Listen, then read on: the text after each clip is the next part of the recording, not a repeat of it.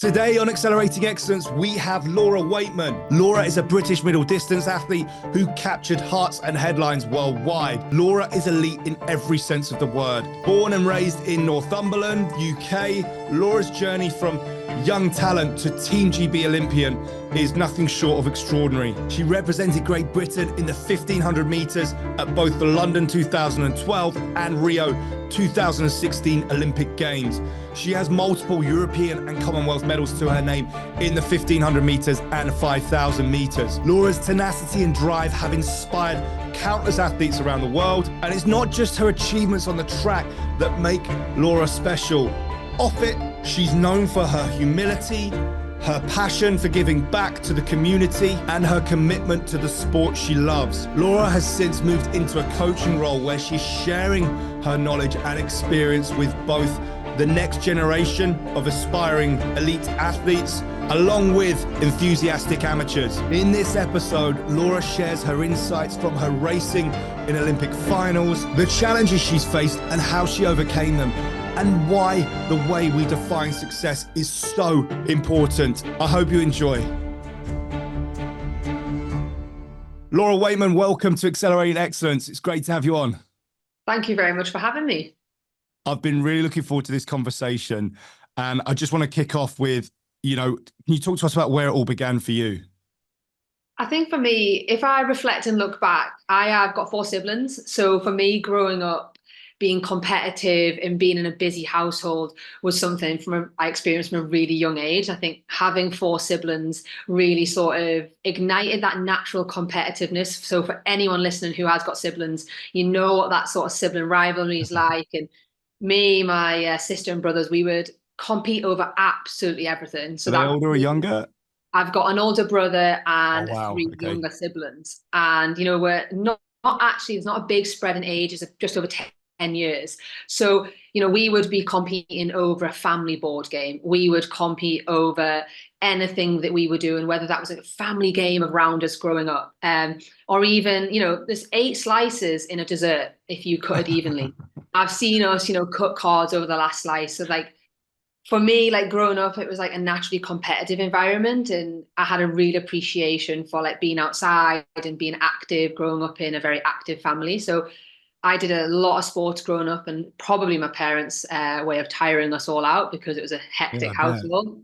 Grew up doing a lot of different sports, but running and an individual sport was the sport that I found I really thrived in from a young age. I started athletics at the age of 12, and for me, it was about a sport that I could put my energy into and my determination into being the best that I could be. And that individual sport of running, being as fast as I could, I was fascinated from a very young age.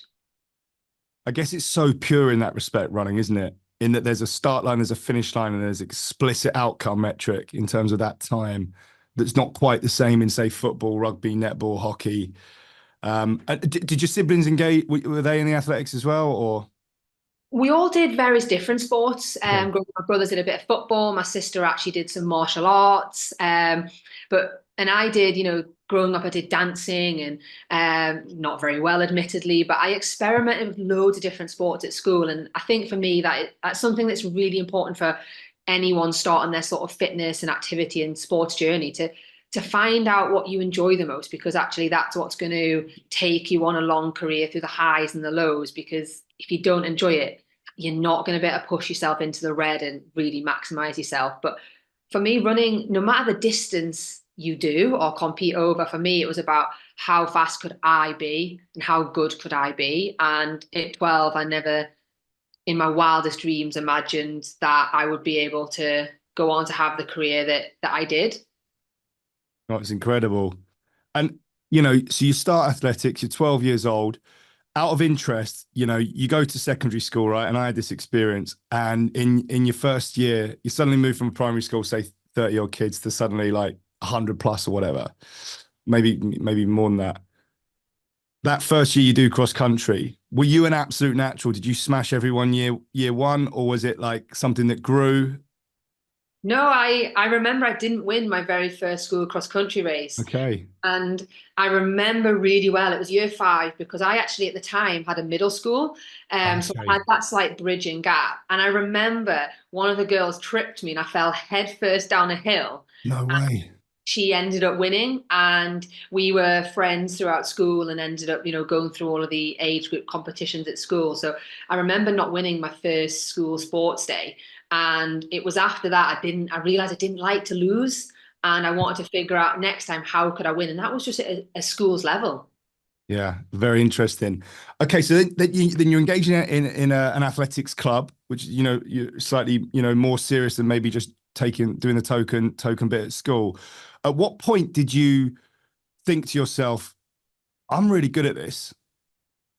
I think early on I found myself winning, local races in the region of the Northeast, but there's a vast difference between that and winning national titles. And growing up in the northeast of England with 4 siblings, I predominantly through the age groups did a lot of local races in the region because it just wasn't feasibly possible to travel up and down the country to all these national level Sure. competitions. So it wasn't until I was in my later teenage years when I would run at competitions like the English schools, which is the biggest national championships.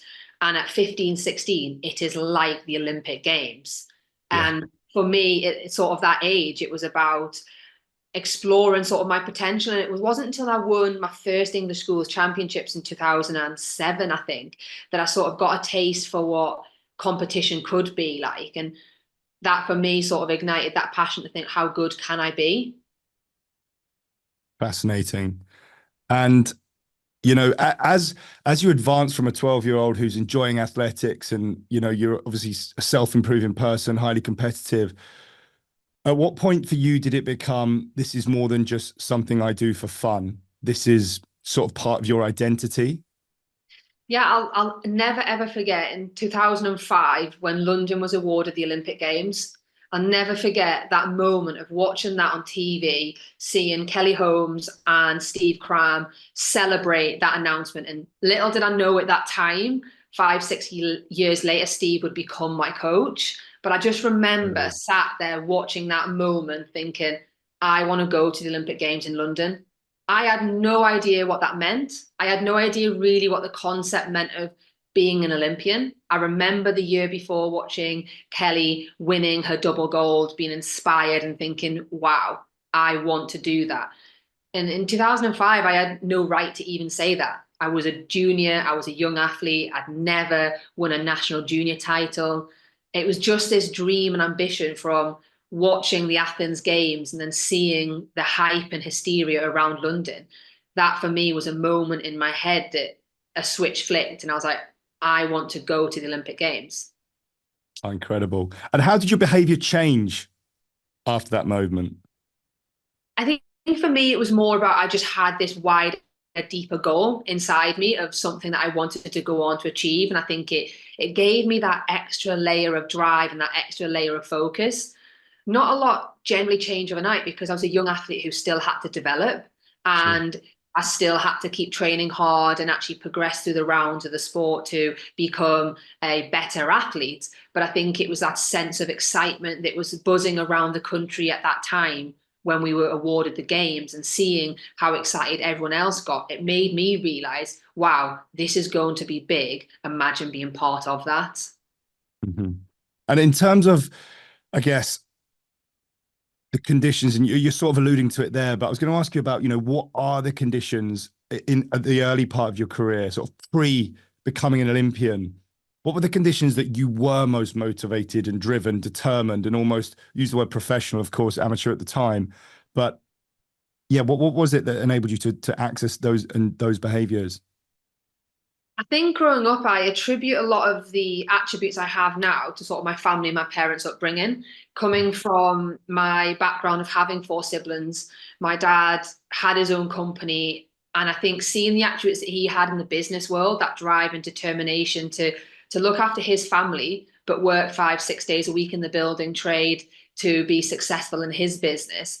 I really see a lot of those attributes in myself in terms of how hard I push myself and how diligent and how organized I am. And then a lot of that comes from my mum as well. Like, she has a running background, not to this level, but to have 5 children and to go on to complete a marathon, to run a half marathon, and to run for her local athletics club. I can see lots of my parents' sort of influences in me. And I've often reflected a lot on the whole, nature versus nurture kind of argument, and seeing where I get my success and attributes from, because looking at my parents and my background, the physicality is there to give me the runner's body, so to speak. But no one's been there and done it before. But for me, that kind of upbringing that I had and those values and hard work and determination, I think is what's seen me through and to having a successful senior career. Fantastic. And in terms of the individuals you were perhaps competing with, maybe even if that was at the, I guess if you think about that first nationals title you won, the individuals you were competing with there, what do you think's the difference between, because let's be, the margins are small, right? We've seen that more than ever at this Olympics, right? But what do you think the difference is between those individuals who have a similar level of aptitude, and they're obviously, performing at a decent level there, but then ultimately go on to become multiple Olympians? For what percentage of it for you is like the training strategy? What is it, the mindset and professionalism? Is there luck, randomness, injury? Like, what do you think the difference is? I think there's a whole host of factors, and you've probably listed a number of those key ones. I think with anything in life, there is a slight element of luck. It's right place, right time. But actually, largely it comes down to the individual. Are you prepared to go out there day in, day out, consistently over time and put in the work?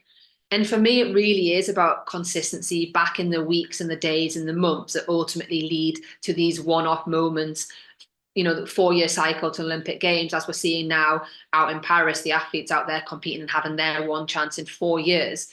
It's about keeping your eye on that one goal that you have, and can you go after it? So for me, it really is about that consistency. Can you do maybe the boring things day in and day out, but do them really well? You don't have to smash every single day. Can you just do the little things every single day, tick them off, and enjoy the process along the way? Because that's what really gets you through those days and 4 years to that one chance in Olympic final. Incredible. And in terms of, just to give everyone listening some context, in terms of like a typical training week, let's say going into, a tough training cycle with a big year ahead, probably coming into an Olympic year, what might a typical training week look like for a 1,500 meter runner or middle distance runner? Yeah, for a middle distance runner, the weeks are intense. A lot of athletes. I've heard that adjective used. Yeah, intense is a really good description, because you've got to run at such high speed for a short period of time. You're running above your maximum, well above that, intense zone for 3-4 minutes. So there's a lot of intensity in there. Can you run really quick? But also, have you got the endurance there? Because in the 800 and 1,500, there's 3 rounds at a major championships. So can you run fast 3 times within 4 or 5 days? So there's miles in that week. There's often double days of training. Some of these athletes in the 1,500 especially could be running 18, 90 miles a week if they're an endurance-based runner. Some might be running less, like 30, 40 miles a week, and their additional mileage is done off-beat in the gym on a bike or a cross trainer. So often double days, 2-3 sessions a week in the gym, lifting weights, becoming as strong and as powerful as possible.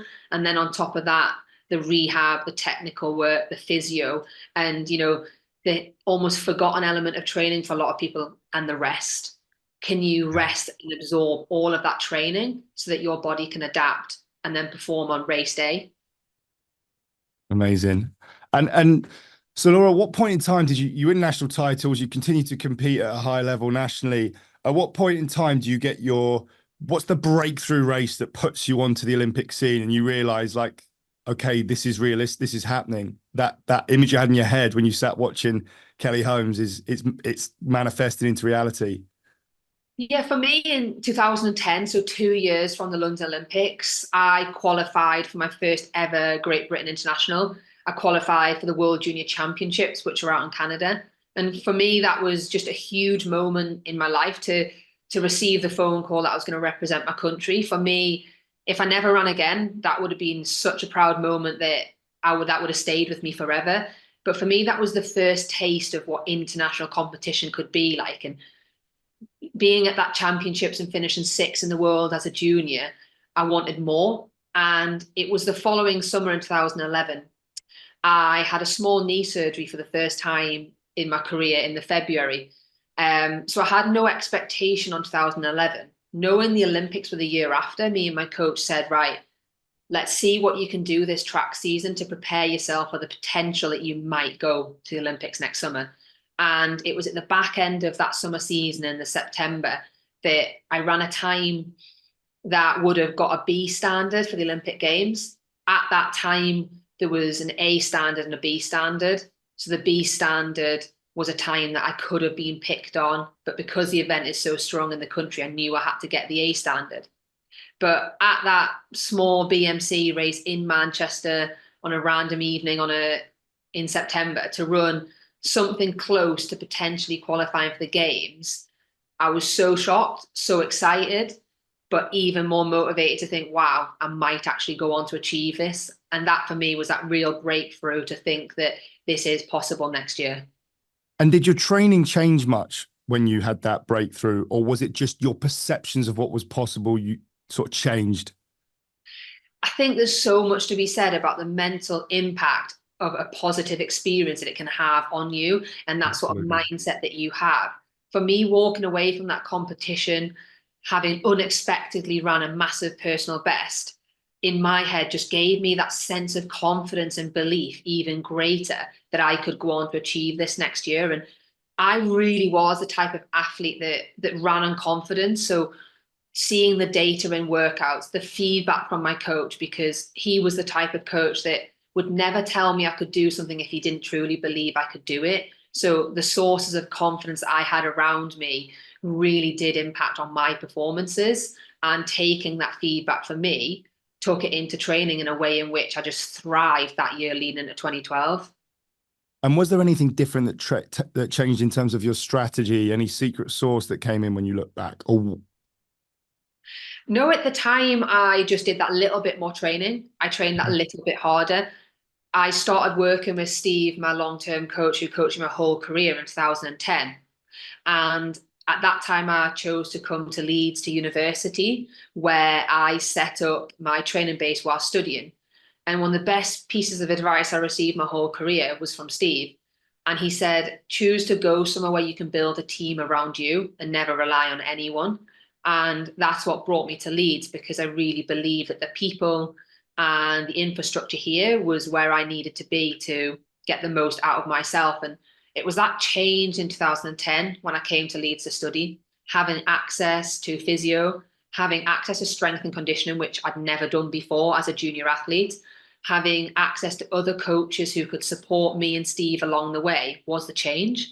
So in 2012, early in that year, I was still a student and I was still developing physically. When Steve started working with me, there was a lot of development to be had physically in the gym, a lot of development to be had as an athlete on the track, because I was undertrained as a junior in a good way.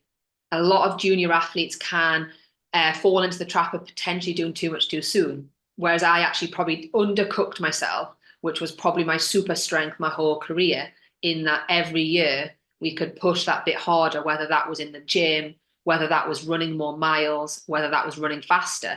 So by 2012, we saw this rapid development because I was just training that little bit harder because my body was strong enough to do so. And I attribute a lot of that to that decision I made to go to university and expand my support network. Incredible. It makes total sense, right? And in terms of your coach, you've obviously mentioned Steve. You know, what were you looking at for in a coach at that period? Because it's a bloody important time, isn't it? And it's something you need to get right. How did you get there? I just remember I was running a local cross-country race in the winter of 2009. And at this point, I was maybe 17. And I remember being disappointed with my performance. Now, it's 17 to be disappointed by your performance. I think it probably spoke volumes for the athlete that I believed I could be. And I remember reaching out to Steve and just saying that I'm just a bit concerned that I'm not developing in the right way, and I have belief that I could be better. And Steve, being a legend of the sport, former world record holder and Olympic medalist himself from the Northeast, I was just lucky that I met him through my running club because his son ran for the club at the time. So you'd met him before? Yeah, I'd met him before. And I just sent him an email because he had given me his email address and said, get in touch if you ever want any advice. And I just remember that track season of 2009 being unhappy with my progress. And it was my mum that reminded me, why don't you email Steve? It's, it's on the family pin board, as every family in the 90s probably had. Yeah, yeah. And I just emailed him and asked him for help. And it was in that moment that he replied and said, of course. And we sat down and had a coffee, and he said, not enough people ask me for help. You know what? That's exactly what I was going to say. How many people were in the exact same situation that you that perhaps didn't send that email? I often wonder how much talent slips through the net just because of small actions like that. And I'll forever be grateful that I sent that email, because I truly believe I would not have had the career that I had without Steve. Because I always say, a girl from the Northeast who probably wasn't the most talented, but could work hard. He maximized every ounce of potential in me. And it was just the right time, the right place. We started working together in 2009. And then I ended my career with him as my coach. And I feel so fortunate that journey that we went on, but also that strong sense of belief that he had in me from watching me as a junior athlete in the Northeast. He saw what I couldn't see, and that really brought out the confidence in what I could go on to achieve. I can only imagine having someone like him, that's got to give you the confidence to back yourself, hasn't it? Absolutely. That's what it really did.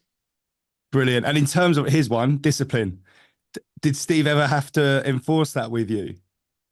No, and that's why it worked. Right, okay. Because Steve always said to me, if there was 100 of you, I could coach 100 Lauras, because our personalities just perfectly match. Because Steve's based in the Northeast and I live in Leeds, 2 hours away. Steve had to rely on sort of my organisation discipline to go out and do the training, because he wasn't here every single day of the week holding my hand. Mm-hmm. But I also liked that I was an independent person who could manage my own schedule, but have Steve's support there when I needed him. And he always said to me day one, if I'm telling you what to do every single day of your whole career, I've done something wrong. And it really was an evolution of a relationship in which, in the beginning, I was told what to do every day. But as my career progressed, I started to have input and started to have discussions around training. And it really was a collaboration approach in which we grew as people together. And we have a really, really strong relationship even till today. Amazing. And in terms of ultimately, talk us through that moment you realize you're going to the Olympics.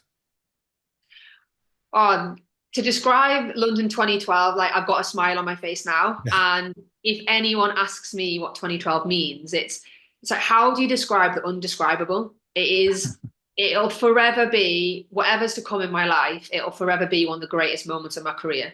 And had I done nothing else in my career, had I retired after London 2012, nothing could have get better in my career. Because to represent Great Britain, to be one of the few people who can run for their country at home games, there'll forever be no greater achievement in my life than that moment. And I'll never, ever forget being stood in the tunnel. So before you go out to compete, people might see this at Paris now, the athletes will come out from an opening.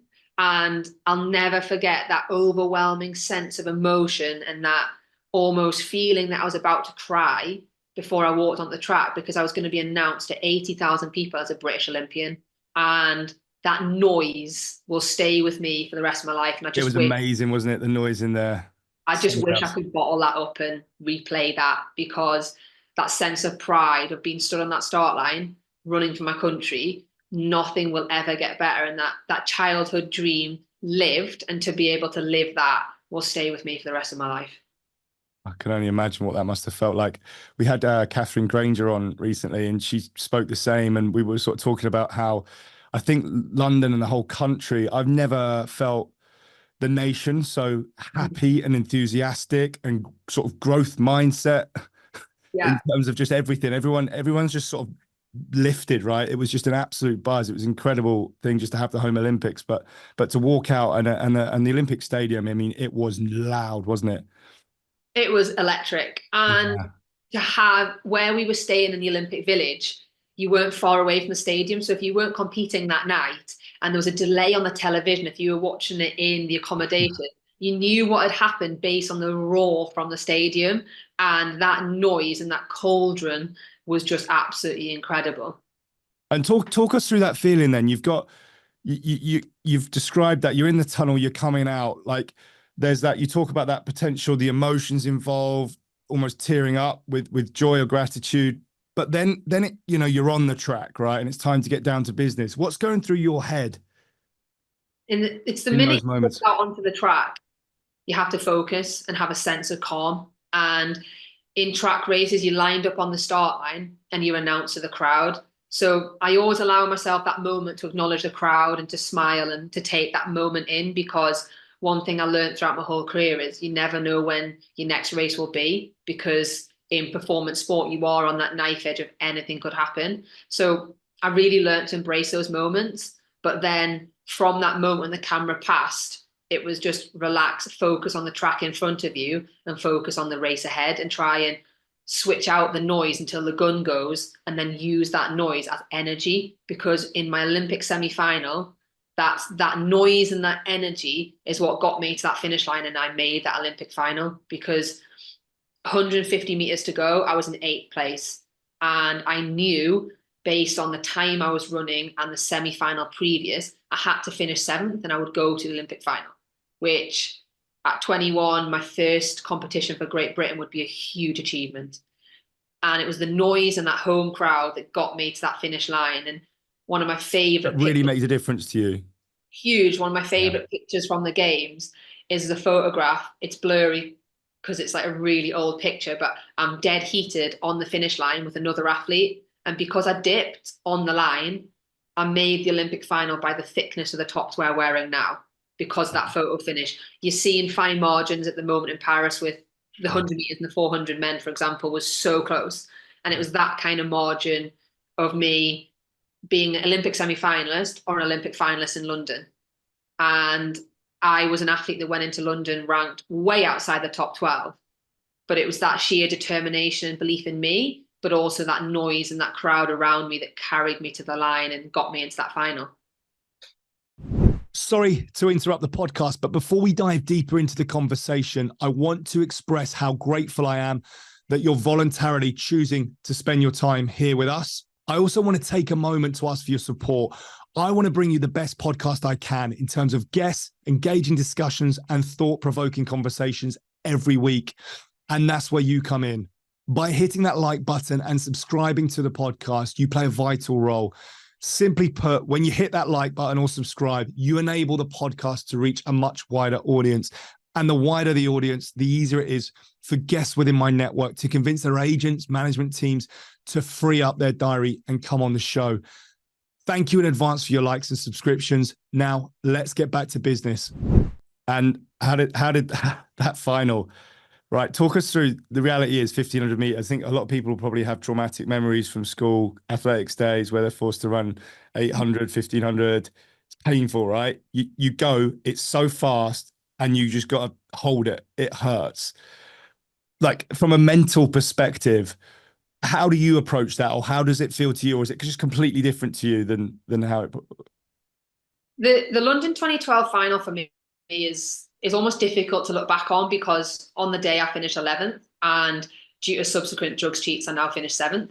And for me, it's almost disappointing to look back on that race and know that the winner was a drugs cheat and others in the race. But I'll always look back on that race with a sense of pride at my performance and knowing that I could have done no better on the day. And I gave it my all, and I walked off the track knowing that I was proud of myself and the performance I put together. And the race on the day was actually a really tactical one. So it was quite slow at the start and then a massive burn up to finish. And unfortunately, the day I couldn't be more competitive because of the effort and the exertion I put in the semi-final. I ran a personal best to make the final and really gave it my all. So come the final, I was quite tired and quite fatigued. So I always look back on that final with mixed emotions of that sense of pride about what I achieved, but also that sadness and disappointment that athletes could disrespect the sport in such a way and be taking performance-enhancing drugs. It's so sad, isn't it? Because when we look retroactively, you're talking 30–40% of athletes, you know, and they're the ones that are caught, right? I mean, how do you and your peers feel about that behind the scenes? I mean, is it just a frustration and anger? Have you seen people really lose their shit over it? I mean, I think it's a sense of disappointment and frustration that people can disrespect the sport in such a way, because I know clean sport is possible. I know the work that I put in to be the best that I could be. And that's why when I look back and reflect upon my career, I'll always be so proud of what I achieved and what my body could do. And actually, I think the most important thing is to focus on what you can do, focus on what your body can do and maximize the limits of you, and promote clean sport along the way by being a positive role model for those coming through the sport and those around you to show actually what is possible clean. and I've heard rumors that they're going to start an air quote Olympics where there are no drug tests. And because I think there is an individual who's beat Usain Bolt's 100-meter time. Is that right? But you know, he's openly admits he's taking performance enhancing drugs. What do you think about those sorts of competitions and the funding that's some big VC firms and private equity, I think, have invested in that? Because at the end of the day, sport is, you know, as much as it's, I guess you're on the purest end of the continuum, and I'd probably say I'm that end too, but it's entertainment as well. And it feels like whenever you introduce money into things, there's that temptation for some people that don't have that same moral code as you to bend the rules there.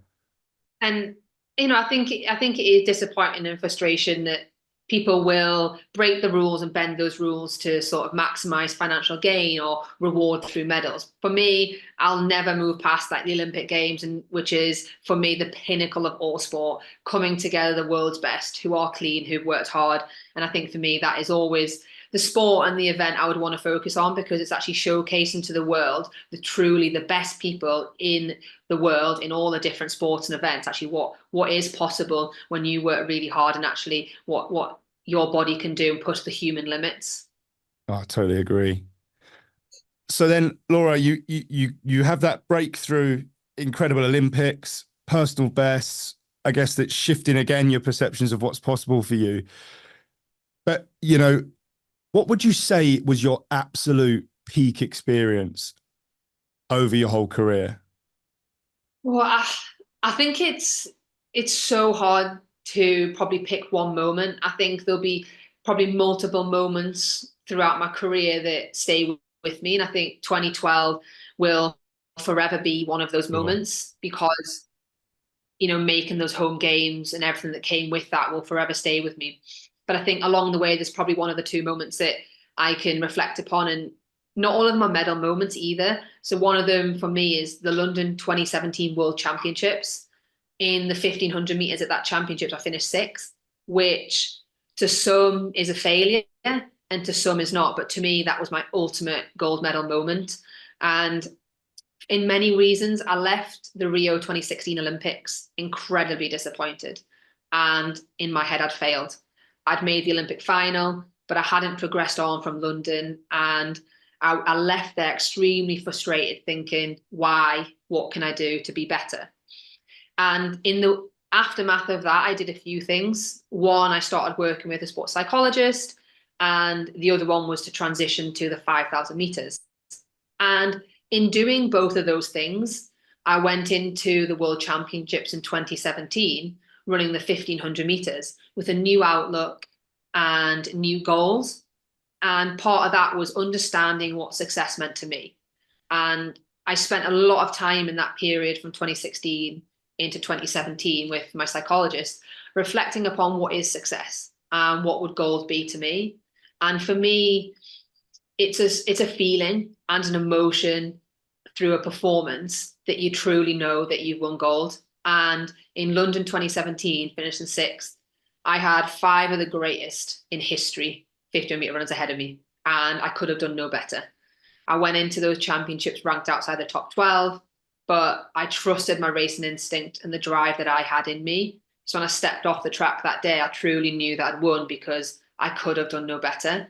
And the work that I'd put in the year before that got me to that place where I could step off the track proud and content with the performance because I understood what winning meant. And that was a really hard journey to go on. But that's why that whole World Championships means so much to me, because I truly, for the first time in my career, stepped off the track proud and content with an achievement at a global level. That didn't mean it had to be a medal. That didn't mean it had to be a personal best. It was what was the performance? It's amazing to hear, and I think that's an incredible criteria for success that you and psychologists came up with. And did that change you moving forward for the rest of your career? Is that something you wish you'd sort of learned or done earlier in your career, or? I'm a real believer in things happen at the right time for the right reason. And after that, I went on to have 4 of the best years of my life. I went to more World Championships over 1,500 meters, 5,000 meters.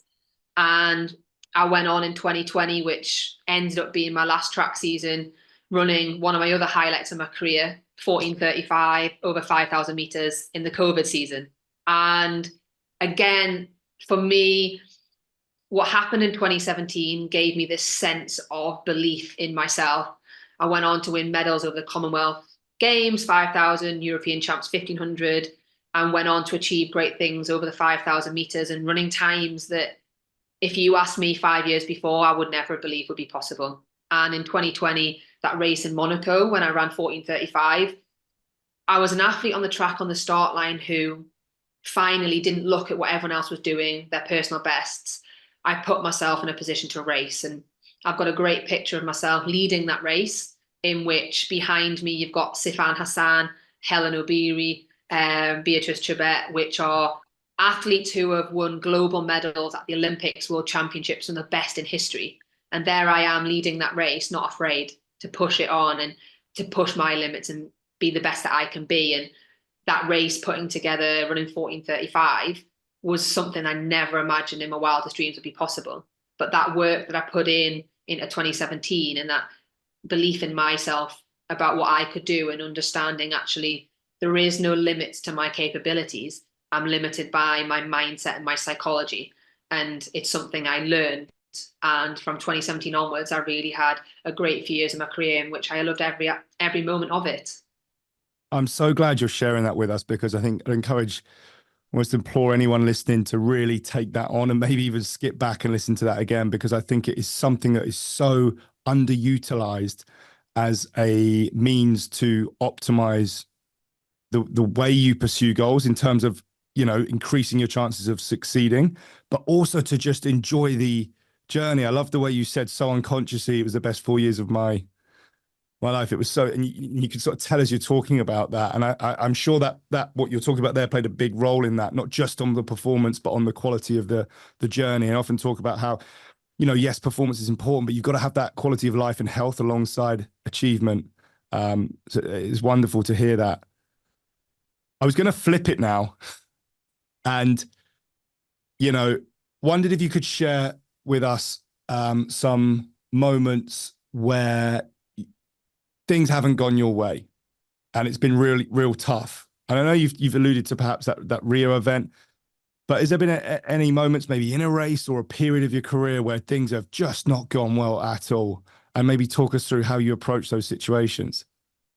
Yeah, I think through any athlete's career, out in the public, you see the highs, but we're very good at hiding the lows because it's ingrained in you to be seen maybe as invincible. But I really learned throughout my whole career, actually, being honest about your experiences not only can help someone else, but it can help you to share. And there's a few really key pivotal moments that actually, and the one in particular that actually leads into 2016 and my career beyond, 2015. It came off the back of 2014, in which I won medals at the Commonwealth Games and European Championships. I was on a high.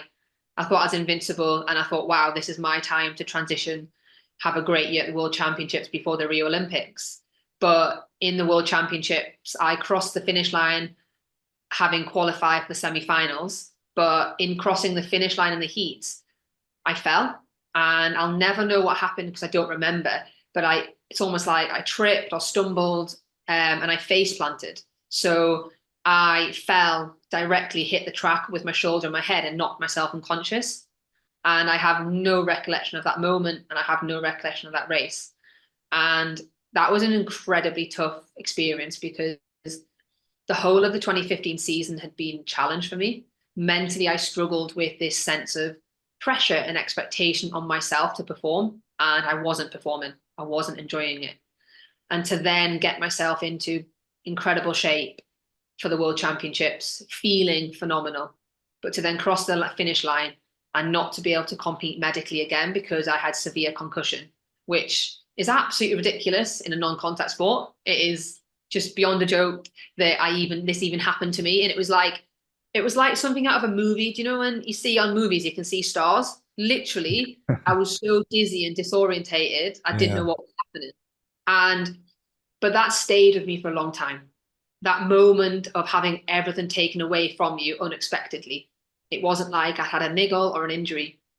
And I think that really, for me, feeded into 2016, into my pressure and expectation on myself.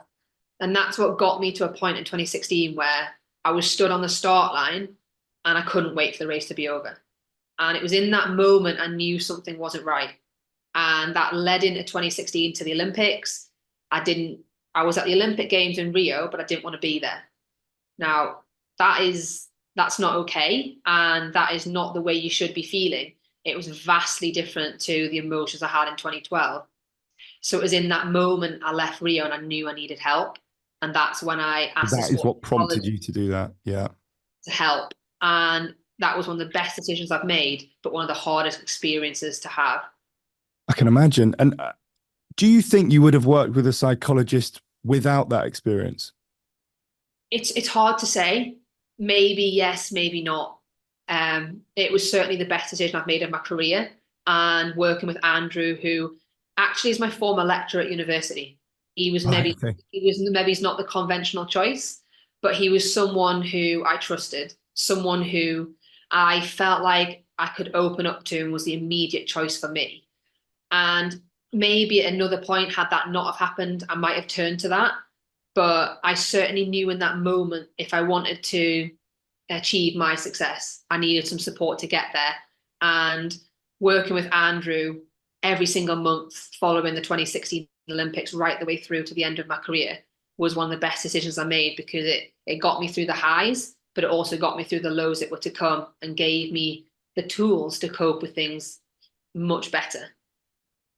Fascinating. And I'm so glad you did speak to him. And it's a funny one, isn't it? Because I think with athletes, my experience has been that, whether it's actually the mental side or even the physical when it comes to rehab, unfortunately, and I totally get it, it's not until you actually get that injury or you have that mental challenge or block that you sort of are prompted to perhaps seek help. When of course, you alluded, use the word tools. These tools can be used to prevent as well as cure. And oftentimes the prevention is easier than the cure.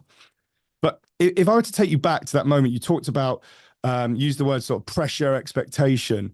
What would your advice be now to someone who's perhaps, maybe not at Olympic Games, but who's experiencing those emotions, who's perhaps on their start line, whether it's making a sales call or in an elite military unit or on a trading floor, and they've had those 2012 moments where they're like, this is incredible, but for whatever reason, they just want the day to be over. They just want to get it done. Like the mojo's gone. What's your advice to someone in that? I think there's a few things that you can do in that. Is you need to find your enjoyment and you need to find your why, because to put yourself out there, to push yourself to the limits in whatever it is you do, it's about finding your enjoyment and finding your why behind what you do.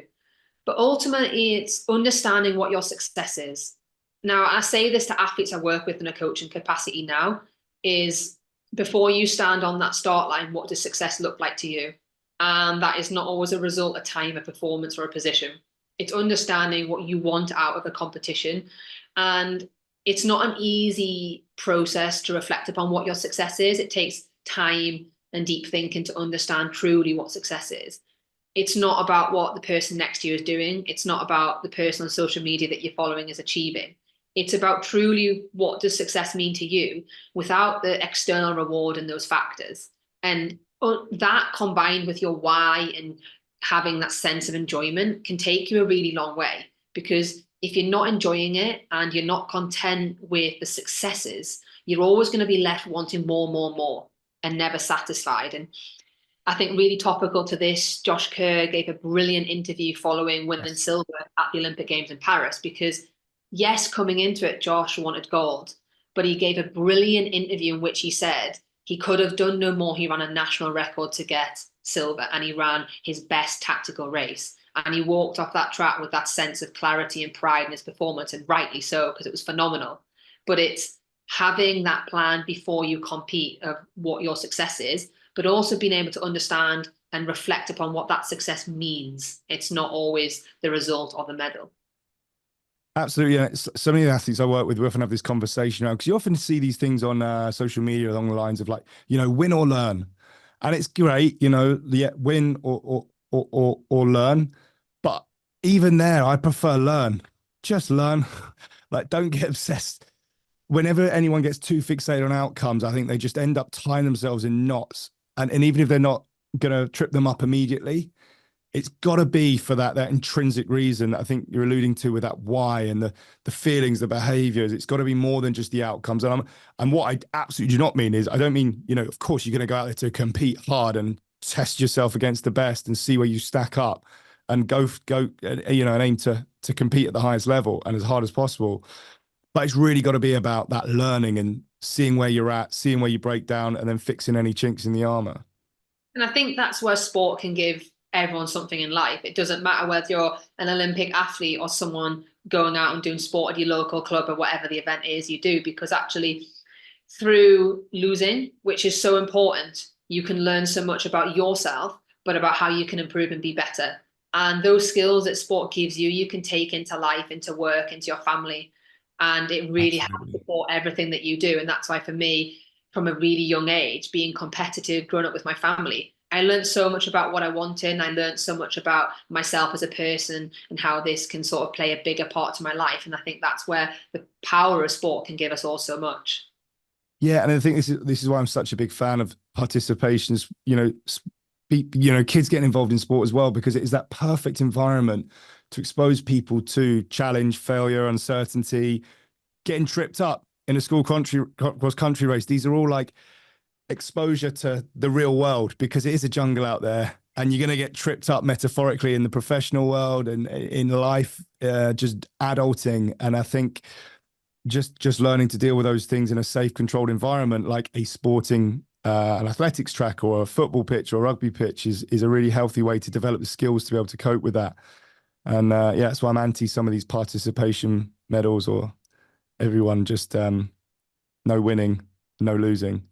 But you talked earlier on about recovery, and you talked about how that's really important to be able to, I'm paraphrasing here, but almost like profit from the training you've done so you can adapt to all that load you've put on your body. Do you think that's something that still people fail to optimize? I think it's almost the forgotten element of training, and it's so important to rest. And rest looks very different for every different type of athlete. For me, my rest day ritual was always a lie-in, a bacon sandwich, and do as little as possible. It was sort of a known joke within sort of my team and my training partners. It would be like, Laura's got a rest day. Are you having a bacon sandwich? And for me, that was just about, am I just resting, relaxing, refueling, and recovering? And yes, as my career, I progressed and I moved through, recovery looked a little bit different. I maybe got a little bit more specific with it in terms of, would I use things like an ice bath?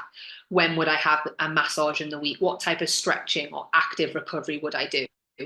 Or my sleep, for example, sort of developing those strategies. But actually for every single one of us, utilizing and maximizing our nutrition, our rest and our sleep is almost the thing that everyone could do better, that would give us an instant gain in our performance. And it is so underutilized and undervalued that actually it's in sort of non-professional sports, it is actually the one thing that everyone could do and probably learn a lot from professional sport, because all the professional athletes right now out in Paris, it's one thing they'll all be absolutely maximizing to give themselves maximal adaptation to get the most out of their training. Absolutely. And do you have, in terms of like Was there any crazy, do you have any, like, apart from your bacon sandwich and lying on a Sunday, was there any crazy evening routines or morning routines that you maybe had then when you were competing, or you have now that are just, I do this because it allows me to be the best Laura? I think for me, it was the simplicity of a routine, and nothing necessarily fancy with that, because actually when you're a distance runner running 80 to 90 miles a week, having that routine of when you train, when you rest, when you sleep was one of the most important things. For me, it was get up in the morning, fuel, train, fuel, train. So rather than it being too complex and complicated, it was actually, how do I simply manage my day to get the most out of myself? And for me, that was actually just consistency of the routine of when I ran and when I trained. Understood. And you've, you're in a coaching role now. Talk to me about that. Was that something you knew you'd sort of evolve into, or is it something that's more a recent? Yeah, I feel so lucky that I've had such positive coaching influences my whole career, and to have worked with Steve sort of throughout my whole senior career. I feel lucky with all the knowledge that I've gained and everything that I've learned along the way, whether that's coaches I've spent time with on training camps or at competitions. And I started coaching in my mid-20s. I did all my qualifications and started helping out a few friends, and started coaching more broadly at that point. And then as I was getting towards the end of my career, I had more of an interest, I suppose, in performance coaching. And I suppose as a person, I have this natural drive to want to help people. I suppose I was often seen as the athlete on training camps at competitions who was there to help and to support while still being an athlete myself. And when I retired, for me, it wasn't about wanting to step away and leave the sport that I love so much. It was about how can I stay in this sport and still help people, because I didn't want to walk away completely from athletics. And I feel so lucky that I can now be coaching and supporting sort of the next generation of athlete. But more broadly than that, I love just helping anyone who wants to be better. And it doesn't matter the level that you compete at. For me, it's, can I help someone who's driven and determined to be the best that they can be? So I coach and help people of all levels. And yes, as I sort of progress my knowledge and my experience, I'd love to coach more in the performance space. But part of me wants to take time to develop all areas and aspects of my knowledge in coaching and take that forward. Amazing. And in terms of, I guess, the future of athletics, I mean, how many more world records and how quick do you think we're going to see them broken? Things are only just going to get faster, better, and more exciting. I mean, we've seen a world record in Paris and Mondo Duplantis in the pole vault. We've seen Keely win gold in a phenomenal race. And I think we've got a lot more to come. We've got the women's 1500, men's 800. And I think you're just going to see athletes keep getting faster. Yes, technology and of the tracks and the shoes are pushing on, and it's really exciting. But also the athletes are training harder, pushing themselves to the absolute limits. And it's really, really exciting to see the sport moving on in such a way. And the races at Paris so far have just been so exciting and so inspiring for hopefully the next generation watching. Absolutely. And I was going to talk there's a female athlete that jumps to mind for me so far, who I can imagine is inspiring a lot of young athletes in the UK. Healy's run was incredible. What a performance. And I can only imagine the number of people watching that must be inspired and thinking about getting down to the local athletics track. I mean, what did you think of that? Keely was absolutely phenomenal. To go into the games, the fastest in the world, and having ran one of the fastest times in history and one of the fastest times in the world for a number of years, to have that weight and pressure on you that you are the favourite for gold. There's not many athletes that went into the games nailed on favourite for gold as Keely did, to navigate the championships and to come away with gold, having won silver in Tokyo and silver at the last two world championships. To come away with that medal was absolutely incredible, and a performance which at such a young age, she's only 22. So young, isn't she? 22, yeah. It is absolutely phenomenal, and I can't wait to see what she goes on to do. But more than that, she is a wonderful person off the track, so driven, so hardworking, and I'm really, really proud of her and just so excited to see what comes next. Oh, I bet. Absolute star. And I wanted to finish up with asking you one quick question. And that is, if you could drill one message into people listening to this, people who want more for themselves, but maybe they've had a wobble or they just know they've got more to give, but aren't quite sure where to start, what would your advice be?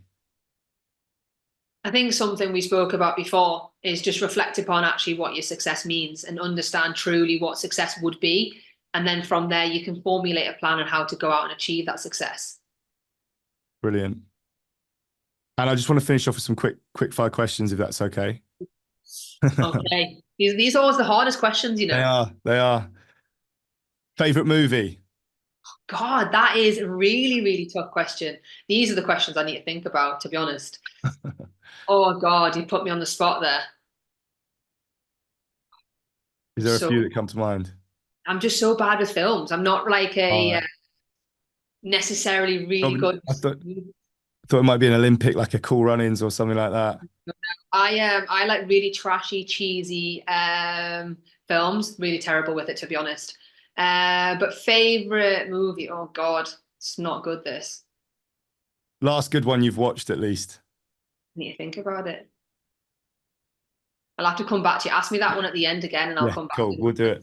Okay, this is going to be worse, maybe. Favorite TV series? Oh, TV series. I'm good with that. I absolutely loved growing up Gilmore Girls. That was like my go-to easy watch. Nice. Favorite book? Oh, favorite book. I loved reading Where the Crawdad Sings. That's the most recent ones. Nice. And do you have a favorite quote? Not necessarily, I suppose, a favorite quote, but for me, it's how would I frame it? I suppose it's around my consistency. What I said before is just keep turning up. Okay. Oh, I love that. It's amazing what you can do with that. And, you know, like that really I suppose that quote got me through my really hard days, my rehab towards the end of my career. So I think for me, that was a really pivotal one. It's not necessarily a quote someone said, but it was just a mantra, I suppose, in my head of, just keep turning up. Yeah, I think that's a fantastic one for anyone that is perhaps going through that challenging moment. That sometimes is success, isn't it? To just keep turning up. And I think that, links back to driving towards the successes that you want. Yeah, absolutely. Greatest athlete of all time for you? Oh, that is so, so hard. I think, so many times we look at what the greatest athlete of all time is, and is it rated on performance? Is it rated on, who they were or what they did for sport? And I think for me, one of the athletes I'll always be inspired by is Paula Radcliffe. Yeah. What she did in the women's marathon and what she's done for sport has been absolutely phenomenal. There's a lot of game changers in the world of sport, but for me, Paula will always be an icon and inspiration. That makes a lot of sense. Incredible athlete. And is it a greatest team of all time? Oh, GB London 2012 Olympic team. Yeah, I'd agree with that. I've got to go for that. Yeah, definitely. And if you could have coffee or a beer or a cocktail with any historical figure, who would that be for you? Wow. I think it's almost not necessarily like historical figures, but it's people you've lost in your lifetime that you wish you had more time with. And I think, for me, spending more time with some of my family that I might have lost along the way, my grandma was a massive inspiration for me. So it's probably a bit of a cheesy answer, but actually, there's a lot of people we can learn things from history from. But for me, family is so important. I think having another opportunity to have one last cup of tea with my grandma would be something really special. Oh, lovely. Laura, thank you so much for spending time with us. I found that an incredible conversation. There's so many notes I've been scribbling down that I always need to check in on. So thank you so much. And I really want to see you, by the way, do a high rocks and win it. I would love to see you. How good are you on the sleds? When I can run again, high rocks is something I'd absolutely love to do. And it's something that, one of my friends does it. It's something that I'd love to have a go at. The sled is something I'd have to work on. I might have been a really fast runner, but some of my strength in the gym needs to be worked on. So it's projects underway, and when I can run fast again, one day you'll see me do high rocks. Brilliant. I cannot wait for that. Well, look, thank you. Thanks again. And yeah, I look forward to speaking to you soon. Thank you very much. Bye. Thank you for choosing to spend your time with us today. I love this topic of human performance and excellence, and I've been engaged in it neurotically for the last 20 years. It's a sincere privilege to have the opportunity to share my knowledge, network, and learnings with you. Now, go and put the principles to work. Make sure you let us know what resonates. Reach out with questions, blind spots. We've got you covered. Remember, excellence is just a series of days repeated over and over again. Now go and win your day. In 2021, I published my first book, Accelerating Excellence. If you're finding the conversations and information on this podcast useful, you might want a physical reference point and to gain even deeper awareness of the concepts discussed. The book's actually more of an operation manual containing more detail with a step-by-step guide on how to implement all this stuff so you can get maximum benefit, which was one of my main motivations in writing it. Yes, I want the podcast and the book to be inspiring and entertaining, but it was non-negotiable for me to make sure that the listener or reader is provided with a structure and direction in terms of actually putting this stuff to work. The book's called Accelerating Excellence. It's a #1 international bestseller. And if you're moving from more than just interest towards implementation, I think you'll really enjoy it. Like everything I do, the book is evidence-based, but practice-led, drawing on my experience working with some of the world's most elite, exclusive, high-performing teams and individuals. It's filled with highly actionable strategies you can apply today to become better tomorrow. If this sounds like something from you, see the link in description where you can download 6 chapters of the book for free in either audio or digital format. It's also available to purchase on Amazon, Barnes & Noble, and at your local bookstore. I hope you enjoy. By now, we all know the importance of a winning mindset. We're bombarded with elite performers telling us that mindset's what separates the best from the rest. That if we want to be successful, we need to be more confident, resilient, and motivated. And of course, when panic strikes, we need to calm down, relax, or chill out. Great, we get it. But the question is how? We're given this guidance with almost zero practical advice in terms of how to achieve it. Where can we actually go to develop that world-class mindset? What's the back squat for resilience, the bench press for confidence, and the bicep curl for positive thinking? Well, that's why I created the Mindset app. Through the app, you'll gain access to the psychological skills training used by world champion athletes, special forces operators, and some of the world's most successful traders and investors. The reality is these guys pay me a fortune to help them get this right. But the thing is, these skills are equally, if not more important for the aspiring athlete, executive, or operator. And that's exactly why I created this app. I want these tools and training available to anyone, anywhere, anytime. Mindset is a skill, and like any skill, it can be developed with the right strategy and effort. The tools and techniques are designed in a way that will literally rewire your brain, like learning to ride a bike or drive a car. All the techniques are designed with creating a high-performing, self-regulating you 2.0. Every strategy in the Mindset app is backed by empirical research. There's 10-minute emotional control training exercises that have been shown to increase your ability to overcome detrimental decision-making biases by up to 80%. In another study, just 3 weeks of executing visualization training led to 34% improvements in performance. Another research group found 50% greater improvements in the rate of learning. And just a few weeks of performing visualization led to 22% reductions in anxiety and 21% increases in confidence.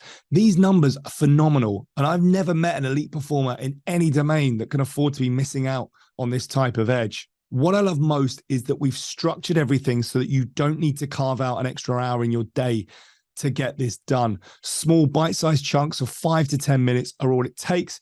In fact, I'd only encourage you to use the tool on your commute, in the sauna, at the end of your working day, or bolt it onto the end of your gym session. Any dead time you have can now immediately be transformed to deliver you extreme performance gains.